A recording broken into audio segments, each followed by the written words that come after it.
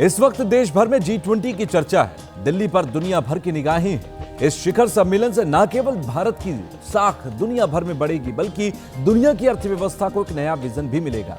अब सवाल यह है कि भारत को इस G20 समिट से क्या कुछ मिलेगा। चलिए समझने की कोशिश करते हैं।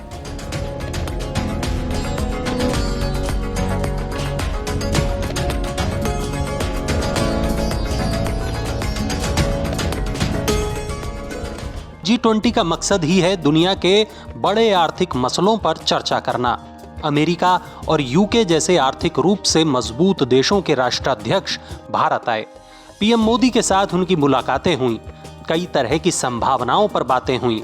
यूके के साथ एफटीए पर बात पहले ही आगे बढ़ चुकी है और अमेरिका के साथ भी कई तरह के रक्षा और व्यापार समझौतों पर काम चल रहा है। आपको बता दें कि G20 में आयात निर्यात से जुड़े मुद्दों पर भी चर्चा होगी। देशों के बीच इसे आसान कैसे बनाया जाए, इस पर भी बात होगी। और अगर नियमों में कुछ तब्दीली होती है तो इससे भारतीय उद्योगों को भी फायदा होगा। इंपोर्ट और एक्सपोर्ट किसी भी कंट्री की लाइफलाइन होती है और लिबरलाइजेशन इन इंपोर्ट और export definitely is the key to success.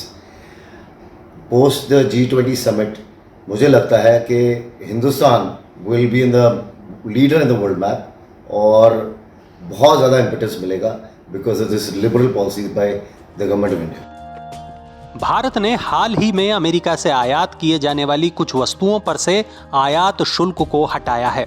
अब अमेरिका भी ऐसा ही फैसला कर सकता है। भारतीय वस्तुओं पर से शुल्क को कम या खत्म कर सकता है। साथ ही अमेरिकी टेक कंपनियां भी भारत में धीरे धीरे अपने बिजनेस को बढ़ा रही हैं। दूसरी तरफ यूके के साथ एफटीए पर 11 दौर की बातचीत हो चुकी है। अफ्रीकन यूनियन भी इस बार G20 का हिस्सा बन गया है।